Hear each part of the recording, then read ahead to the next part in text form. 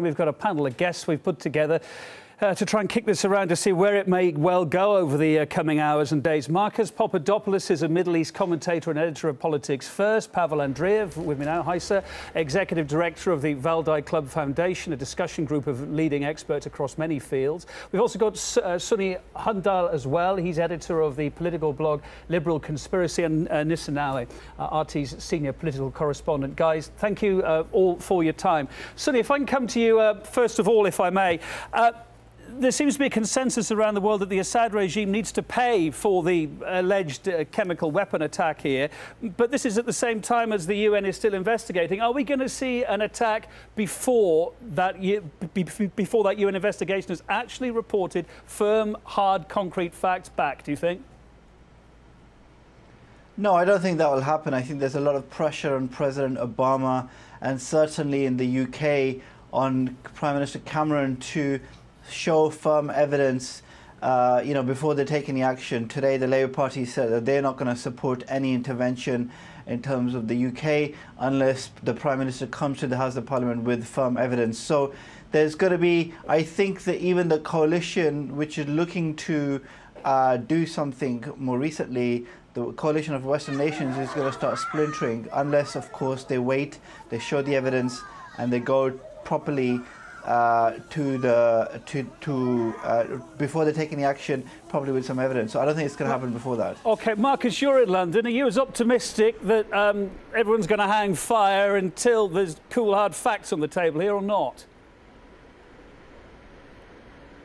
Well, can I just say, I think the question that actually should be asked to people at the moment in Britain is it acceptable for America and its allies to be deciding which country is liable to be attacked in the world and which country isn't liable to be attacked in the world?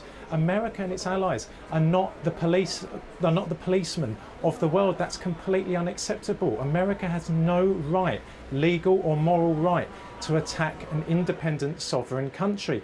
This should be the focus of discussions regarding Syria. We saw this in Bosnia, we saw this in Kosovo, we saw this in Iraq, we saw this in Libya, we're seeing it again in Syria. It's lie after lie to achieve geostrategic objectives. Pavel Andreev, is history repeating itself here then? Well, it does indeed look as a pattern, which has been explored quite a number of times over the past decade. Having said that, previously you could see some strategy, and Marcus was talking about some geostrategic aims. I can hardly see any geostrategic aims as such here. There is a tactics. There is some kind of rushing from one region to another, from one aim to another, and let's not forget that people who are now in the driving seat in Washington are very different from those who were there in 2003, for example. You can see a Nobel Peace Prize laureate, Barack Obama. He should have been stripped of his Nobel Prize if he declared this war. It's John Kerry, who was very much an opponent of George Bush's position and policy on invading Iraq. So maybe these people do have some morality, which is essential to overturn this pattern and really seek the due diligence process in the verifying the CW. In Syria. And Nissa, from all the information you've been across tonight, where do you think this is going, and where is that information? We heard yesterday that Obama had declassified this proof, if you like, that Assad was behind the chemical attack. Still not come to surface yet, as far as we know, is it? I'm quite pessimistic. I have to disagree with Sunny. First of all, I think that the United States could very well go it. Maybe not alone, but certainly without the UN Security Council. I mean, we've seen that before. It's a surprise to me that anybody would debate that the US would go ahead, and it doesn't hide that it doesn't hold very much value for the decisions that are made in New York at the UN. With that said, the questions being asked and the debates that are happening are not the debates that Marcus was talking about. Does the United States or anyone else have the right to intervene when we haven't seen that evidence? And we are still hearing very strong rhetoric out of the UK. William Hague just today speaking about how the UN investigation taking place is scientific, basically implying let them do their work, but we have our work. And it seemed very obvious, to me at least, that they have made some kind of decision. And justifying it by saying international law's been broken. Two seconds, we will come to you in a second. I mean, he's justified it, hasn't he, by saying international law's been broken, so therefore there's no problem with going ahead without a consensus. Is that really the way forward, though? So need the two rights make a wrong, as you see it? Well, I think we should be clear about something. Syria is already a mess because Russia, Iran and Hezbollah are defending Assad and trying to keep him in place and have been supplying weapons to him to keep him there. Saudi Arabia and Qatar and Turkey have lined up against him and are funding the rebel armies against him. So this idea that the United States and the UK are now suddenly intervening in another country is just ludicrous. I mean, it doesn't stand up to scrutiny because Syria is already a battlefield to decide what's going on in terms of the future of the Middle East. And with a growing presence of Al-Qaeda and Al-Nusra too. Right, exactly. So there are already several countries taking part in what's going on over there. The United States and the UK are intervening in a specific point, which is about the usage of chemical weapons. And also the interventions that they're going to take are going to be very minimal. Right, no, there is going to be demands for proof. The Labour Party, as I said, in the UK. Let's bring Marcus in. The Labour Party. Let's bring Marcus. Can I just finish that? Finish your point, then we'll come to Marcus. Okay. Yes, Kevin. Yes, Kevin. I think it's very important to make this clear to domestic audiences in the West because they don't hear this from the mainstream media. They don't hear this from their politicians. The the West's stance on Syria is not guided by human rights, democracy or the rule of law. It's guided no one said it was. Syria pursues an independent foreign policy. It has a close relationship with Russia and Iran. That's why it's being targeted. If the West's stance is all about democracy, human rights and the rule of law, then why is there not an American naval flotilla off the coast of Saudi Arabia? Saudi Arabia has arguably the most wicked regime in the world, where homosexuality is punishable by death, apostasy is punishable by death, adultery for women is punishable by death, and Saudi Arabia is the root of Islamic extremism and terrorism in the world. 9/11, the London bombings, the Madrid bombings, the Bali bombings, all go back to Saudi Arabia. It is preposterous nonsense to say that the West's stance on Syria is guided by a notion of freedom or human rights. It's simply untenable. Can I just respond? Can I just point out that the intervention in Syria is not about human rights? And actually, if it was a humanitarian intervention, then they would have intervened 2 years ago. Since 100,000 people, Syrians, have died in the hands of Assad since. So firstly, it's not a humanitarian intervention. Their aim is to take revenge for the usage of chemical weapons and to send out a signal that any government that uses chemical weapons on its own people is going to face some international sanctions. Okay, guys, I'd like to bring what they're doing is... I'd like to bring in Pavel. Just briefly, they're going to launch... Sorry, go on. Look, finish your point. Finish your point quickly. My point is briefly that they're only going to launch a few attacks on military targets in Syria, and it's not going to be a ground intervention. It's not going to be a humanitarian intervention. Against an independent sovereign country. Against an independent sovereign country. Against an independent sovereign country. Okay, well, then we should ask Russia, Iran, and Qatar and Saudi Arabia to not take to not also intervene. I mean, there are lots of countries already intervening, including Russia and Iran and Hezbollah and Saudi Arabia. Okay, guys, you made your point. Saudi Arabia and Qatar hardly conform to your liberal principles that you believe in life, do they? Okay, Marcus, we'll talk to Pavel. I'd like to talk to Pavel, guys. Excuse me a sec. They hardly, Saudi Arabia and Qatar. What's Russia's position? Yourself and your views, is it? Okay, guys, thanks. What's Russia's position here? What's Russia's position here? If there was an intervention, if it does happen, what would Russia do? And moreover, what if in the next 48 hours or so, this proof that has been talked about, that America has, that's been declassified, that we're hearing, is going to be made public? What if it does come out? What's Russia going to do then? Well, it's really hard to tell. Russia is definitely not going into war, use its nuclear deterrence to change the situation.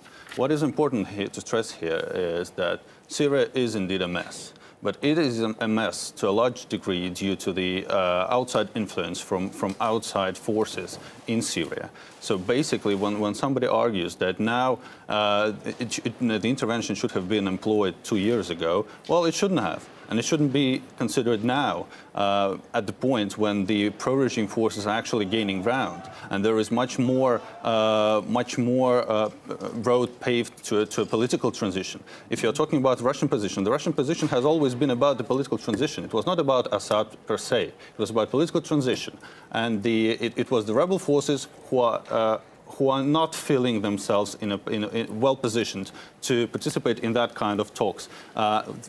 One might argue that it is because a lot of the driving force behind the rebel force is of a rather radical thinking, to put it mildly, and they would not get support and would not get to the ruling positions in the country through the political transitions. Now, the only way, if you're talking about the way to settlement in Syria, it's surely not one of those forceful scenarios, but Geneva II process. And let me just go back to that point. If information comes out that we're hearing, that America says it's got this information that proves that the Assad regime was behind it, if it is released tomorrow, how would Russia change its tune here?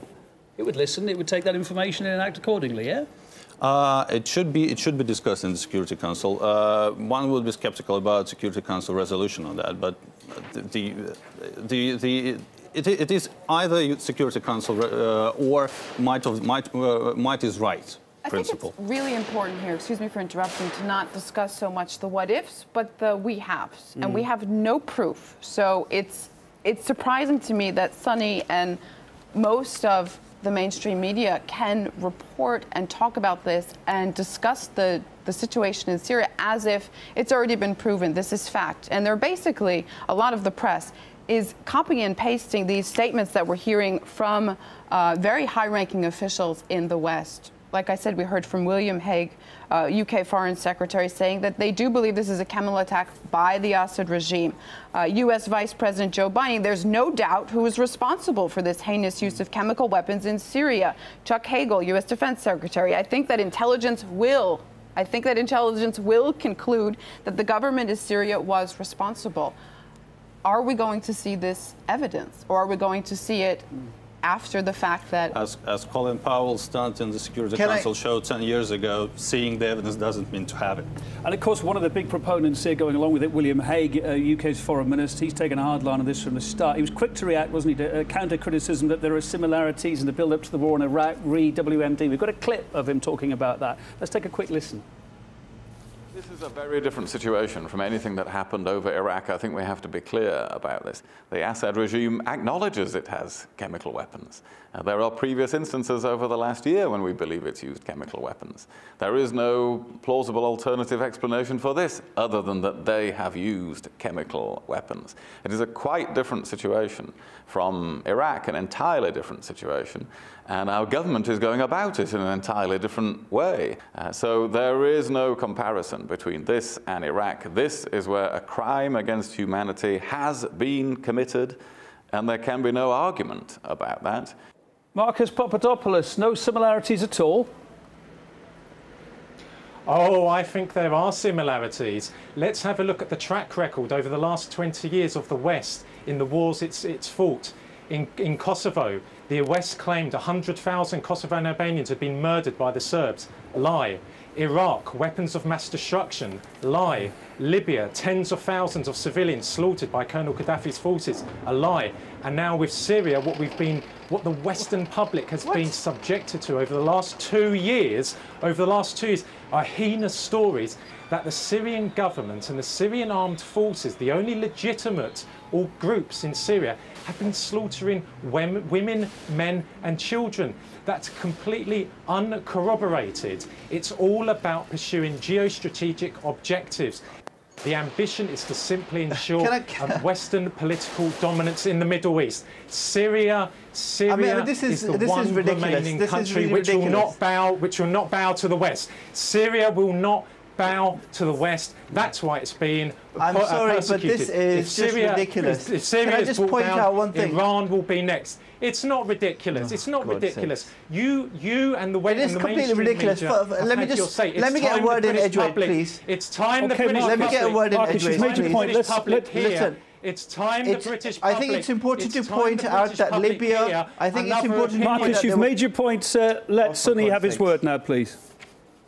Yeah, thank you. I think anyone can... In fact, there are lots of videos which have been uploaded by Syrian doctors as well as in hospitals. There was a video published by ITV News the other day which showed clear examples of kids talking while they were suffering from an attack of a chemical weapon. I mean, this idea that this gentleman is saying that this is a lie about WMDs. There is a clear difference. Now we have video evidence which has been published to YouTube, and it's also been published and independently corroborated in the New York Times. But it hasn't let me just finish my point, please. Let me just finish my point. The video has been... there's been loads of videos published showing that these kids have had chemical attacks on them. Okay, look, we've only got a couple of... We've seen pictures of... Independent investigation. That is what is required. We have seen pictures and videos of chemical weapon attacks. Stop citing opposition. Stop citing opposition activists. We need to approach this. Let's cite US and UK officials that say they have the evidence. Why can't we see it? Videos of children are not enough. Evidence. You're completely right. Guys, we've only got a couple of... No, you're right that we've only got a short amount of time left. I want to ask you about... Shut up.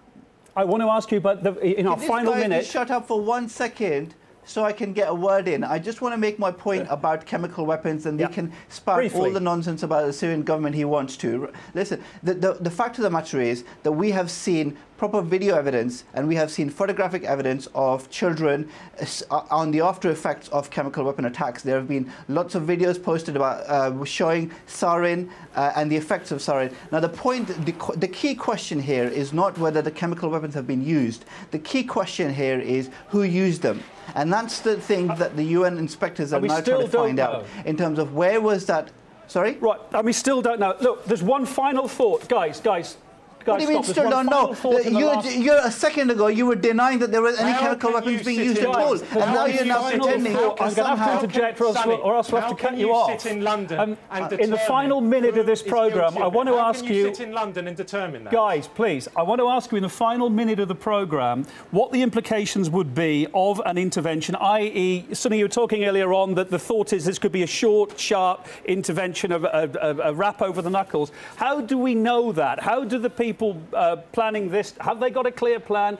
Are they absolutely sure this won't go on, won't become another Afghanistan, won't become another Iraq? And how do we know it won't spread? Well, we've already heard that Iran could be targeting Israel if this happens. I mean, how do we know it's going to be so confined? No, I mean, let's be clear on a few points. There are no government troops of the British government or the United States government which are going to be landing in Syria at all, not even close. And so the point is they're going to take a few well-aimed shots at Syrian weapons, and that's about it. They can't do anything more than that, and they have said this is not about regime change. So they're not... Can I just make my point, please? You will get your turn. The point is that they are going to focus on very short and sharp. They've said themselves that we're not going to put any ground troops in Syria, and the government in the UK will not support any such action because the statement by the Prime Minister as well as the Labour Party will say we want to limit the action necessary. So let me just be clear: this is not going to be like Afghanistan and Iraq because firstly, there's not going to be any Western troops. Secondly, this is going to go on for a while because Assad is being supported by various countries, including Iran and Russia, and his opposition is being supported by various countries like Saudi Arabia and Qatar. So that proxy war will continue for a while, regardless of whether the United States and the UK are there or going to be. Which is a big difference with Iraq. Marcus, well, I mean, 15 seconds for you in response here, please. Do you know, Kevin, the sad and regrettable thing is this. People like Sunny and the attitude he espoused, they forget one thing. We're talking about the Syrian people. They've had to endure hell on earth over the last 2 years. And the way that Sunny and Western politicians and journalists talk about attacking a country so flippantly is so distressing. Can you imagine what it must be like to be bombarded with bombs, you're the one who supported, with Tomahawk cruise missiles? Sunny, why don't people. you talk to people that experienced the Blitz in London? Why don't you talk to people Why that have don't you lived talk through about the 100,000 people that have been You killed by have very Assad? little time. Why don't you talk for the about the Syrian? 100,000 You have people very that little have been time. killed by Assad? You have very little time for the people. For the A last Syrian final people. thought. A last final thought with I'd like Pavel. to make as well, Kevin. Pavel, from the Russian. Point I'd like to make. We're going to run out. We've got to get to a break, sir. Could you imagine what the response would be if Russia was talking openly about attacking another country? There would be uproar in the world. Why is it acceptable for America to talk about attacking another country? Guys, I'm going to leave a final thought to Pavel, another member of our panel who's sitting here patiently. How is this going to pan out over the next week or so? It's really hard to put out the timetable because the window of opportunity for actual bombing is very short. What I wanted to finish with is, and then there were like G20, and it's better not to happen on the G20 week, for sure. What I would like to stress here is that there is no goods, no win-wins out of the bombing campaign. It's either would lead to nothing, as it did in 1998 with bombing of Somalia, or it would lead to further deterioration and devastation of the country of Syria, of the nation, and a split out and complete change of the balance, which has been achieved first in Iraq, and now it is being further determinated in the balance in the region. It's really when Marcus is talking about geopolitical strategy, I don't see it. The strategy is in complete shambles. There is no foreign policy objectives here. It's just pure senses or stereotypes or some reactions, really. All right, Pavel, thanks for your time. Pavel Andreev there, Executive Director of the Valdai Club. Also, Marcus Papadopoulos and Sunny Hundell. Thank you both guys as well for your input. It's been most interesting. And of course, Nissa Nawe as well. Nice to see you in the studio as well. Hope you've enjoyed it too. We've got a panel of guests we've put together to try and kick this around to see where it may well go over the coming hours and days. Marcus Papadopoulos is a Middle East commentator and editor of Politics First. Pavel Andreev, with me now, hi sir, Executive Director of the Valdai Club Foundation, a discussion group of leading experts across many fields. We've also got Sunny Hundell as well. He's editor of the political blog Liberal Conspiracy, and Nissa Nawe, RT's senior political correspondent. Guys, thank you all for your time. Sunny, if I can come to you first of all, if I may. There seems to be a consensus around the world that the Assad regime needs to pay for the alleged chemical weapon attack here, but this is at the same time as the UN is still investigating. Are we going to see an attack before that UN investigation has actually reported firm, hard, concrete facts back, do you think? Which is looking to do something more recently. The coalition of Western nations is going to start splintering unless, of course, they wait, they show the evidence, and they go properly